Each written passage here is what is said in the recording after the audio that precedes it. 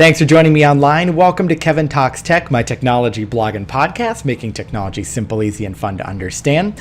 Today I want to talk about a topic that is somewhat tech-focused, but actually something you could apply outside of technology to other aspects of your life. It's called the curse of knowledge. Have you ever heard about this concept before called the curse of knowledge? So it really struck me when I heard it. Essentially, the curse of knowledge says that once you know something, it's pretty much almost impossible to go back to know what it feels like to not have that information in your mind.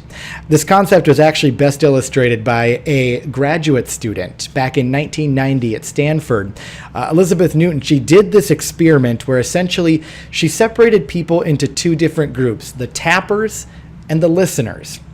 And the idea was that the tappers were going to tap out some well-known songs, and the listeners had to try to understand what song they were tapping out.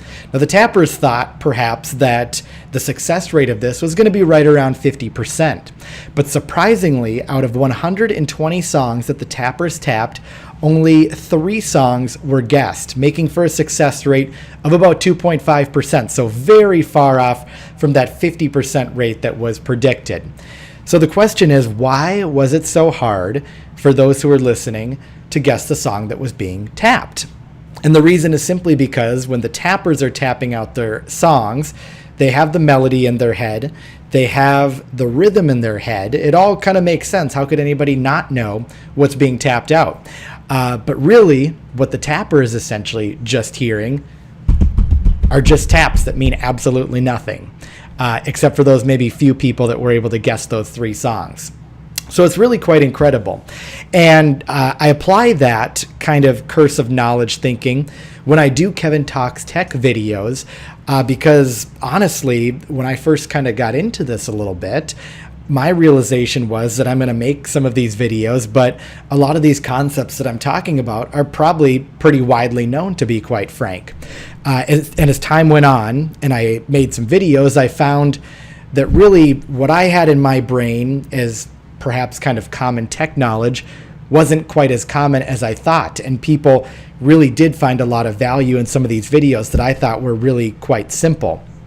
I think back to the video that I did about DVD players and hooking those up, or the difference between HDMI composite and component cables. Real simple kind of concepts in my mind, but as I saw the people that commented, as I saw the number of views come in, I realized that these videos did have a lot of value to them, and quite frankly, these were topics that not everybody knew about. And so I challenge you to apply that curse of knowledge throughout the course of your daily life. Take that time to realize that what you might know in your head as something that seems relatively simple might not be simple for others. And you could apply this at home, you could apply it at work, you could apply it when you're explaining an interest or hobby to another person. Again, it's called the curse of knowledge, a really interesting concept, something I hope that you take away and something that I hope you don't forget. Again, I want to thank you so much for watching my Kevin Talks Tech videos. I do encourage you, if you haven't done so already, to please subscribe to my videos. You can do that by going to the Kevin Talks Tech YouTube page, clicking that subscribe button, and once you do that, please don't forget to hit that little bell icon so that way you are notified every single time I post a video so you can hop right on and check it out. Again, thank you so much for joining me here on Kevin Talks Tech. Have a fantastic day.